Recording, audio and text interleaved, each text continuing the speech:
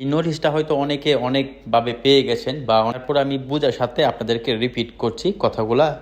সংশ্লিষ্ট সকল অগ্রগতির জন্য জানানো যাচ্ছে যে মালদ্বীপের বর্তমান আইন অনুযায়ী এক দেশ হতে 1 লাখ কর্মী কাজ করতে পারে। সেই প্রেক্ষিতে মালদ্বীপ সরকার কর্তৃপক্ষ বাংলাদেশের জন্য নতুন ওয়ার্ক ভিসা প্রদান বন্ধ রাখা হয়েছে। তাই হাইকমিশনার কর্তৃপক্ষ বাংলাদেশ কোটা বাড়ানো এবং আবার ভিসা চালু করার বিষয়ে প্রচেষ্টা অব্যাহত আছে।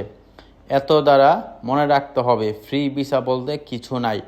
আপনি যেই কোম্পানির ভিসা পেয়েছেন আপনাকে সেখানেই কাজ করতে হবে। এই আইন ভঙ্গ করলে আপনার বিরুদ্ধে আইনগত ব্যবস্থা গ্রহণ করা হবে এবং আপনাকে যে কোনো সময় গ্রেপ্তার করে দেশে ফেরত পাঠানো হবে। ইতিমধ্যে